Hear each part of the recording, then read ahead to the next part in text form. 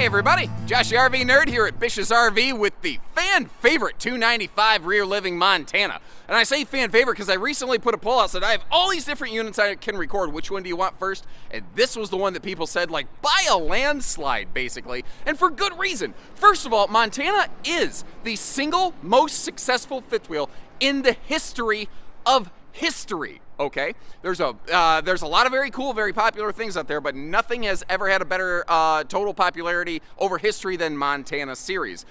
This one right here is especially popular, I think, because it is their smallest, lightest, what I'm going to say fully furnished Montana. What I mean by that, they do technically have one smaller model. I'll leave you a link for that in the video description, called the 281.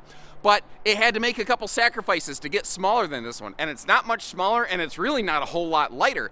This one gives us that big opposing slide living room with a hide-a-bed, a theater seat, and a table and chairs, or booth option as it were, island kitchen, plus a full king bed in a slide upstairs with an interesting windshield bedroom that actually, the way they designed the upper deck of this one, peeled about a foot and change out of the total towing length of this one. So it's big enough in the living room if you want to get there and spend a lot of time, you can, but it's compact and small enough that if you're going to be towing and going, as far as big fifth wheels go, it's one of the best riding, best handling, towing and going fifth wheels you're going to find in a big full-timer type rig. Now, I am well aware of the fact that I do tend to blather on too awful much, and I'm aware that my videos just keep getting longer. So I'm going to try to clip through this one at a more accelerated pace. And I need your feedback today. Tell me if I'm going too fast, tell me if I'm doing all right, and that might help me shape some things that I'm doing moving forward. All right, so HCB, holy crap, Batman, we got a whole bunch to cover here, and like I said, I'm going to do my best to clip along at a more accelerated pace.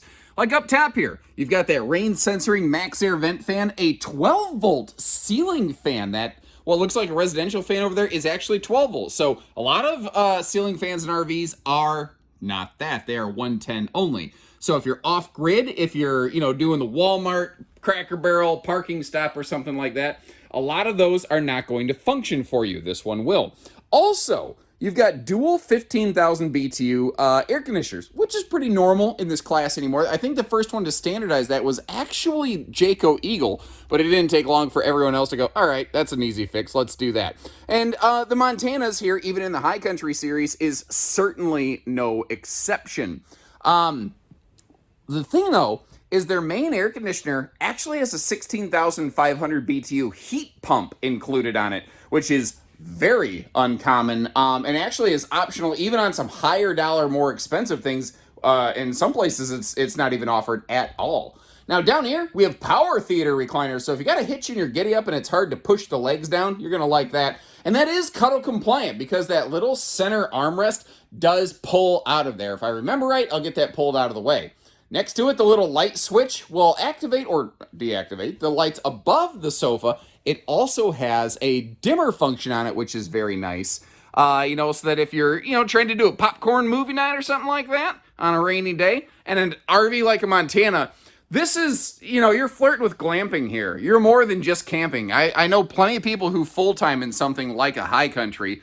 Having a good entertainment center that is functional day and night, now that is a handy thing. Now, you kind of have two heating systems on this because in addition to the heat pump that we already mentioned, you will have another 5,000 BTUs of heat in your living room right here. And the RV has 12-volt thermostatic set it and forget it tank heaters. Long story short, if you don't know what that means, if you just flip the switch on, but it's hot summertime, the tanks don't turn on. They only turn on when it's about 40 degrees or colder in the tank compartment. Now you see right there how that TV can pivot around, and it's a bi-directional pivot. It's a big double swing arm. So if you want to watch TV over there from the sofa when you're lounging or using it as a guest hide-a-bed, you want to put the grandkids down, or frankly, let's just say you retire to the master bedroom at night and your guests are kind of winding down. It's nice that even adults can kind of enjoy themselves back here. And that is a wider 3 adult size sofa. The thing with that, though, is it has household and USB outlets on the rear wall. Usually that means this is not a laminated rear wall. So how did Montana come up with it? And the answer is it's both laminated and not laminated. It's Schrodinger's rear wall. What I mean by that is historically, Keystones did not laminate their rear wall. Instead, what they did is they left it hollow, and it was fully aluminum skeletoned out. It's still that, but on top of all that, they actually now have a 1-inch laminated rear wall in addition. So they're kind of doing both, which is why they're able to easily run the nice household and USB plugs on the rear there. Now, we've seen a lot of living room space, all the windows over here on the door side, solid surface kitchen counters. Let's start diving into the kitchen. And speaking of counters, let's start by opening that countertop extension right there. And you notice how they're doing both a farm sink and a little veggie prep sink. And by the way, on the face of the island near the slide out or by the seating, there's actually like all kinds of outlets on the face here. Now, as we look around this one, this is where I was saying it's their smallest fully furnished RV at Montana, where you've got like, you know, a full super slide kitchen, full pantry, that big symmetrical kitchen around that giant microwave. But something I want to give you is some, you know, detail kind of below the surface here. As you're looking around this footage, keep an eye out for household outlets that have like an orange and yellow kind of lightning bolt looking sticker on it. That is part of their solar prep package. Those are outlets that are prepped for or could be wired to an inverter if you're looking at a Montana with one of the more advanced solar packages, or if you add an inverter to something like this, which is already inverter prepped. So those would be like your, you know, your bedroom TVs. There's a couple in the kitchen. There's 5 or 6 outlets, maybe 7, depends on the floor plan, throughout the RV. And I need to clarify something real quick. If you have an eagle eye, and you folks certainly do, thank you for that, by the way. You catch stuff that I miss, and I stand in the RV. But anyway, if you have an eagle eye, you may have noticed how this fixture was hanging by the wiring. That is not Montana's fault. That is our fault. It shipped here exactly as it's supposed to. Everything was installed correctly. We're a very service-focused place. We had a customer come through missing a bulb, and these aren't like common bulbs that you just get like off the shelf in here every day. So we walked out real quick, snagged one, just got the replacement, and I actually put that in when I came out. I didn't screw the thing back up in there. That is on me. That's not on Montana. Don't have a heart attack. I'm not saying that any manufacturer is necessarily without sin, but that one, I can say the buck stops right here. And that's the kind of info I want you to get here. I want you to get fair info even when I make a mistake. I'm going to own up to it. I'm going to tell you, I am not perfect. Every woman in my life can verify that for me. And that's not a knock against women. I'm not perfect. That's just a joke. Porcelain foot flush stool over here. And I tell you what, some great legroom around this. They do a good job of opening that up. That being said, that extra linen cabinet they put behind it, did you notice? If you're taller like me, that may be a little bit of a headbanger. Now, that being said, I had to sit on the stool straight upright for that to be an issue. A lot of people are leaners. I think you know what I mean. It may not be an issue for a lot of folks. Now, this up here, I've been talking about this a lot lately. The bigger upgraded vent fan here in the bathroom. Now, a lot of these big, high-dollar, fancy pants fifth wheels have been doing just the 4-inch fart fan here in the bathrooms. By default, a high country is no different, whereas a full Monty, the big brother of the family, they are the big fan standard, but at least you can upgrade that from the factory level on a high country, any high country.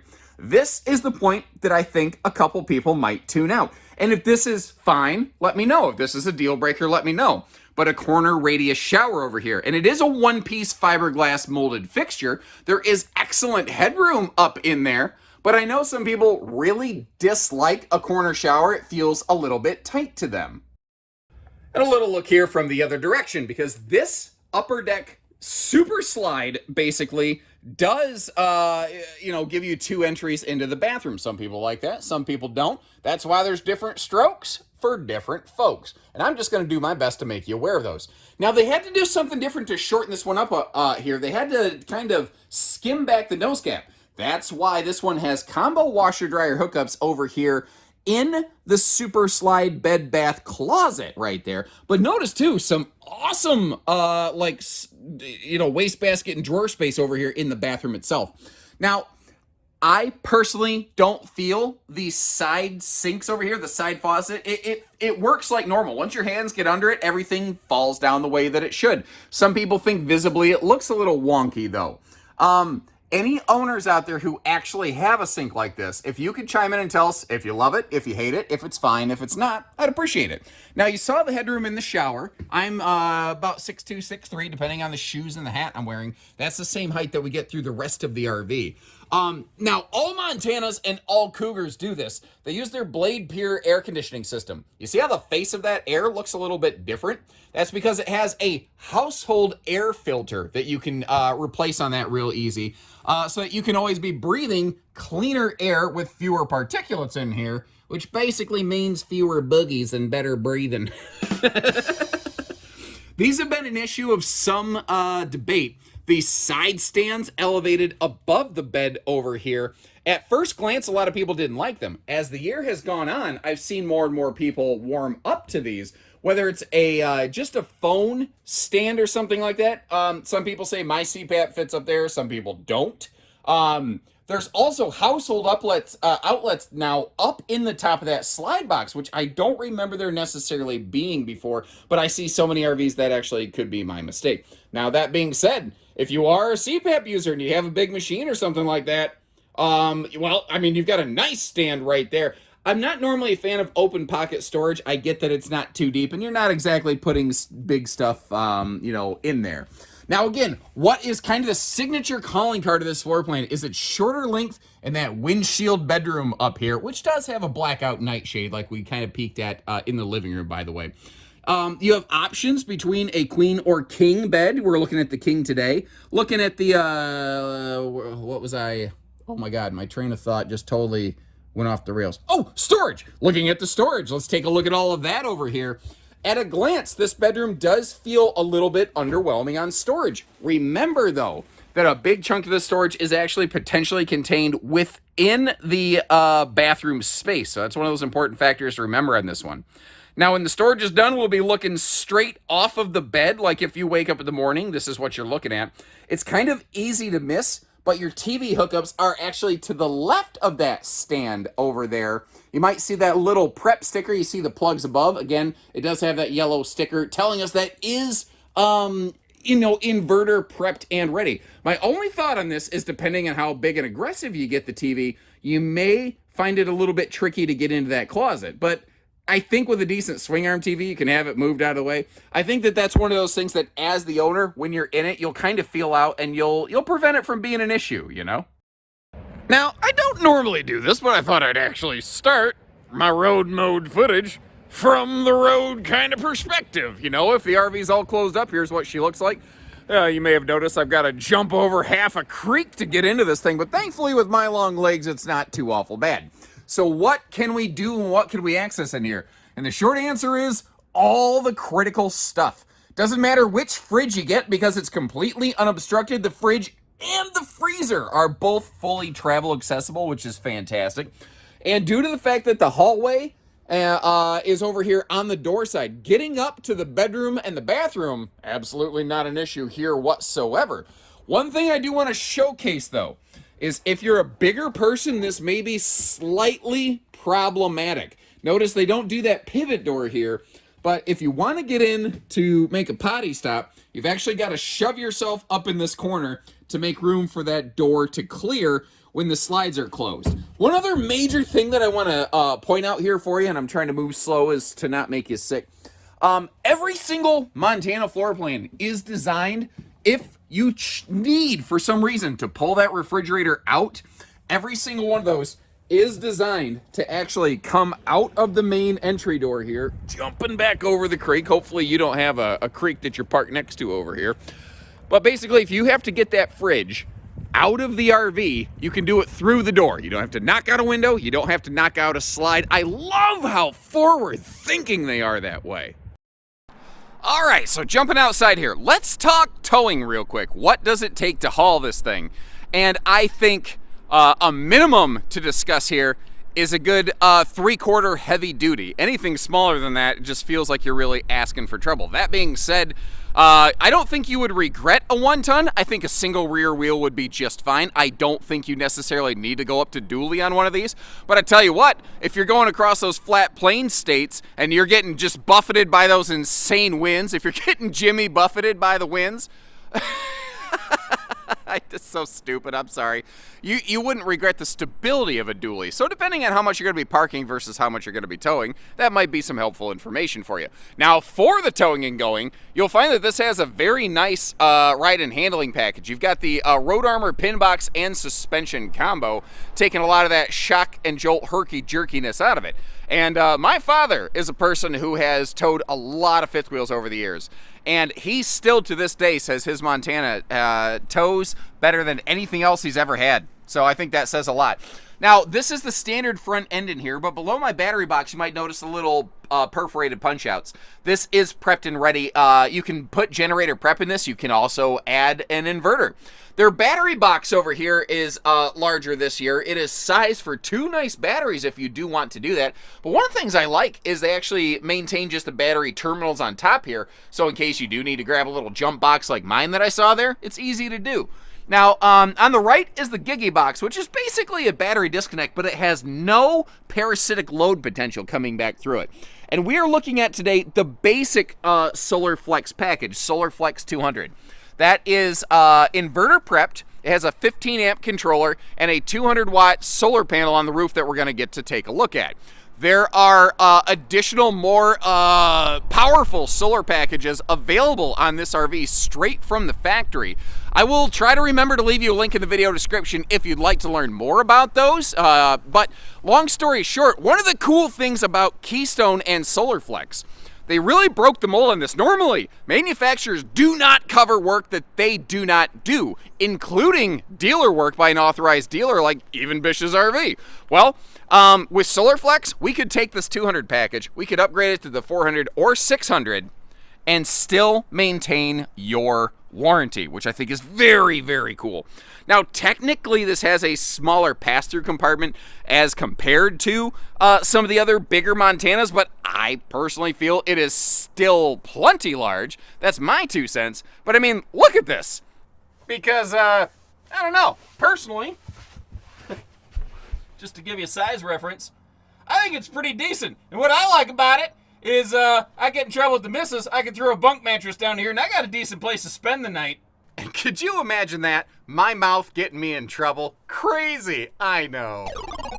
Now, giving you just a quick reference point, that's where I had my long-legged butt in there. Now, notice how the baggage door is holding itself up. It's got a magnet holdback. It's actually got 2. What's really cool is one of those is actually a like a pin locking magnet holdback. So you do manually need to disengage that. You don't just pull on it and drop it down, drop it on your head or anything like that. But that means that Mother Nature and a gusty wind is also not doing that. Now, I mentioned how this is the shortest fully furnished Montana. One of the things I mean by that is awesome patio awning space. Look at how they, the forward awning, the main, I guess you could say, awning, very, very large, and they short-armed it so that it's not going to be like too much of a headbanger. Now, depending on how tall you are, if you're my size, yeah, you may still bonk your head on the bottom of those arms. Whereas, let's give you a couple points of consideration, because that's the things that I like to do. Tell you, here's the awesome stuff, but also here's the extra info that maybe not everybody gives you. The second awning over here, awesome for patio space. You gotta watch out, you don't want to run into it.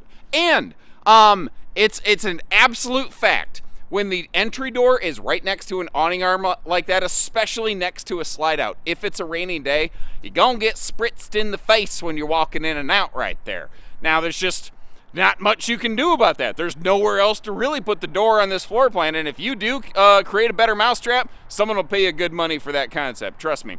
All the windows over here on the door side, one of my personal favorite features, and let's talk some construction points. Like on the back here, you've got a 3,000-pound towing hitch with a 300-pound vertical limit in case you want to add like a bike rack or cargo pod or something like that. You see the safety chain hooks, the 4-way wiring harness. That's a really good indication that they did some bulking up on the chassis structure of this.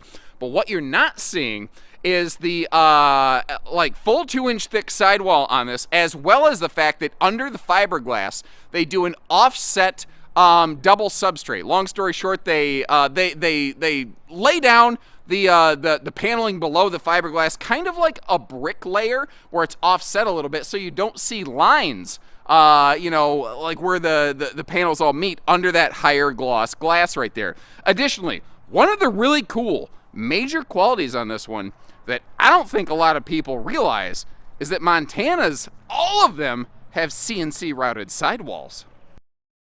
And if you're not really familiar with what that means, you know, when an RV sidewall is made, they lay down the framework, they pack the block foam in, it's all glued, all that kind of stuff. That's when it's laminated. But to get the windows and the door and stuff in, the guy has to like put down a big router and, you know, grind that thing out of there, you know, to pop the, they literally cut a hole in a solid wall to give you space for a window. And there's nothing necessarily wrong with that. A lot of this stuff is jigged out, so it's done consistently, and obviously for the most part in the RV industry it does well. But human error opens up potential. So Montana and I think Fusion, they are the only two Keystone brands that have CNC routed machine precise sidewall cuts. Precise within 1/1000th of an inch to give you better precision, better fit and finish, more peace of mind, less worry. Now, I see all kinds of RVs, whether here at my home store or any of the other Bish's locations that we have. And they all do little things. I'm like, oh, I really like that. And Montana puts so many of them together. And sometimes it's not even big major things, it's little things. And sometimes they do a little bit of both. But have you noticed the black AC shrouds? That's something that just personally, I would rather have white shrouds, and Montana does that. It's maybe not the most aesthetically, visually pleasing thing, but it does allow those air units to operate a little more efficiently, so they're not, you know, the shroud isn't soaking up a lot of thermal radiation from the sun. Now, speaking of the sun, that was a perfect segue. I wish I could tell you that I planned that, but I did not. Let's talk solar flex, baby. And this is personal, this is subjective, but I think Keystone is really ahead of the game in so many ways in factory installed solar from any mainstream manufacturer right now. First and foremost, the fact that every single Keystone RV, no matter what, comes with at least the 200 watt panel that we're seeing right here. And even on an overcast, not a beautiful weather day like today, it is still extending the battery time that I have on here and pretty much offsetting all of the light usage that I have on it inside. And on a sunny day, that package will actually be able to overcome all of the light usage and keep things running. Now, if you're going to be running stuff like inverters, heavy duty and all that, you're going to want to look at one of their more advanced solar packages. But they have 2 additional levels on this that are very expandable. And frankly, we can expand on about anything else from there as needed here at Bish's RV at any of our locations. The other thing that I just want to point out real quick is you may have seen my dirty footprints up here as I was walking around taking a look at things. The good news is that you're not going to see those when you take it home, because we give all the RVs a bath without charging you, you know, anything on top of the sale price. That's something that we take care of as a matter of happenstance. I know it sounds dumb to talk about, but even in luxury fifth wheels for this kind of money, there's still some places that'll be like, yeah, well, if you want us to clean it and show you how it works, you're going to have to shell out an extra $2,000. That sucks. That sucks big time. So we just don't do that. So once again, I did my best to clip through things today. I'm aware this is still a pretty long video. There's a lot to cover, and if I was gonna spend this kind of money on something, I know that I would wanna learn all kinds of different stuff about it. That's my goal, guys, to try to bring you all that information. You know, if I'm a little entertaining, I'm a little weird, I'm a little annoying sometimes, you know, apologize for that. But I'm trying to give you serious information if you're looking to make a serious purchase. So like I said, let me know if the pace was good today. I tried to keep things moving along, and also tell me how, you know, I can continue to improve for you guys, because really I let you folks run the channel. I just happen to host it. So until next time, hit that subscribe button, like our video, and if you like what you see here, I don't know, share it to your social media groups or something. Help spread that message. When you're ready, we're ready. We don't do hidden dealer fees, we just do everything else. And there I go, talking too much again. So take care, stay safe, have fun, and happy camping, everyone. Best wishes from Bish's.